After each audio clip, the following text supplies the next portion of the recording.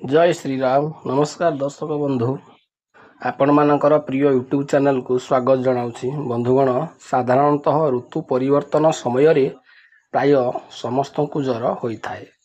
आज भिडियो आम जाना घरोई उपचार किपरि ज्वर को भल करिपारिबा।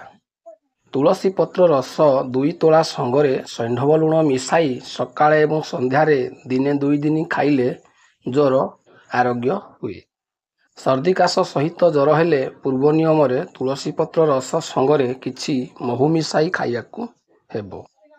किछि पुरुणा तेंतुड़ी संगरे अल्प आखु गुड़ गलाई सेथिरु 2 चामच मात्रा खाइले सर्दी काश ज्वर आदि शीघ्र आरोग्य हुए।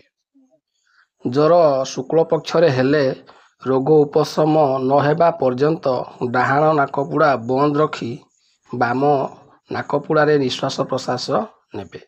एही प्रक्रिया द्वारा शुक्ल पक्षरे आगत ज्वर आरोग्य हेबो। कृष्ण पक्षरे ज्वर बाम पुड़ा बंद रखी केवल डाहाण पुड़ारे श्वास प्रश्वास नेबो। एथिरे कृष्ण पक्षर आगत ज्वर मध्य भल हेबो। ज्वर हेउ बा अन्य कोनोसी उपसर्ग उपस्थित हेउना काहींकी जेतेबेले जेउ पुड़ारे निश्वास बहुथिबो सही पुड़ा को बंद करी तार विपरीत पुड़ारे निश्वास नेले व्याधि सत्वर आरोग्य होइथाए। ज्वर हेले रूपा परी द्रव्य पहाड़ किंबा श्वेतवन सर्वदा चिंता कले अति सत्वर ज्वर मध्य आरोग्य होइथाए। बेगुनिया गछर मूल खंडे बाहुरे बांधी रखिले सर्व प्रकार ज्वर आरोग्य हुए।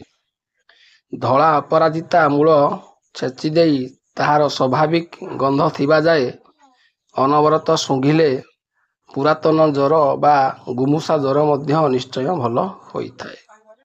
कागजी लेंबू पत्तरे शीघ्र घ्राण संध्यारे नेले मध्य पुरातन गुमुसा ज्वर मध्य आरोग्य होइथाए।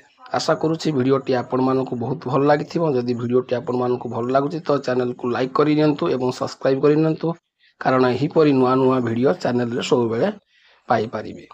आगामी भिडियो रे जानि परिबा पाळी ज्वर रो आरोग्य उपचार विषय।